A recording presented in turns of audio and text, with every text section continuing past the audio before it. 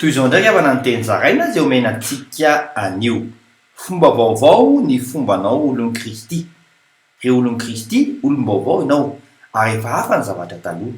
Araka ny ao amin'ny Koritianina faharoa toko 5:17 amin'ny anaran'i Jesosy hoe koa raha misy olona ao amin'ny Kristy dia olona vaovao izy. Efa hafa ny zavatra taloha, indreo efa tonga vaovao ireo.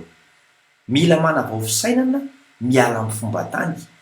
Araka ny amin'ny Romanina toko 12:2 amin'ny anaran'i Jesosy hoe ary aza manaraka ny fanaon'izao tontolo izao fa miovana fanavozana ny saina hamantarana ny sitrapon'Andriamanitra dia izay tsara sady ankasitrahana no marina. Ary sa mandrava izany araka ny ao amin'ny Pitsara toko 2:2 tapany voalohany amin'ny anaran'i Jesosy hoe koa aza manao fanekena amin'ny tompon-tany ianareo fa ravao ny alitarany.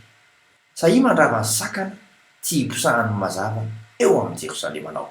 Afaka isika ray eo ny tsy fahasahiana no tsy nahatonga ny zanak'Israely voatatanteraka. Aoka ho foana aminay olonao izany ankehitriny ka toano izahay hijoro andravazakana amin'ny anaran'i Jesosy Kristy velona avy any Nazareta. Amen. Mandrabiaona tompoko.